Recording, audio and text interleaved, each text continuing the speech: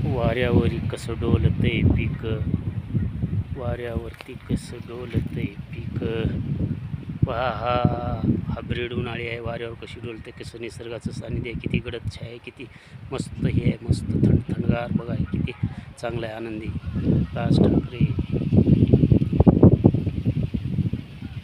निसर्गाचा सानिध्य किती मंजुळी आहे बघा. असं शेतकरी गावाकडील जीवन असं असतं, निरोगी असतं. या मराठी ब्लॉगमध्ये मी सांगत आहे.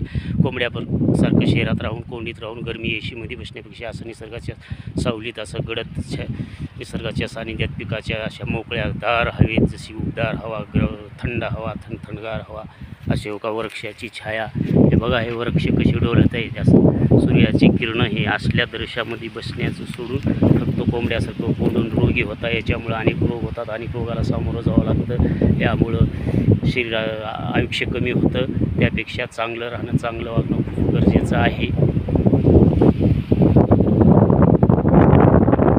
या मराठी ब्लॉगमध्ये मी आरोग्याबद्दल माहिती सांगत आहे. शेतकरी जीवन कसं असतं, निसर्गाच्या सानिध्यात कसं असतं, आरोग्य आयुष्य कसं वाढवायचं असतं. हा व्हिडिओ जास्तीत जास्त शेअर करा आणि हा चॅनलला सबस्क्राईब करा. आयुष्य हे सर्वात मोठं धन आहे, आरोग्य हे सर्वात मोठं धन आहे. सतत हसत राहणं, निरोगी राहणं हे खूप कमवलेलं समाधान आहे. गडद छाये खाली तुझ्या, वृक्षवरी मावलीच्या तुझ्या सावली खाली, आरोग्य निरोगी विश्रांती घ्यावे, घटकाभर झोपून विश्रांती पाहावे, अन्न पाणी वाऱ्यामध्ये ऊन वाकडी चटणी भाकरी खावे. पाय किती आहे. आज हनुमान जयंतीचं मी व्हिडिओ बनवत आहे. आज पौर्णिमा आहे.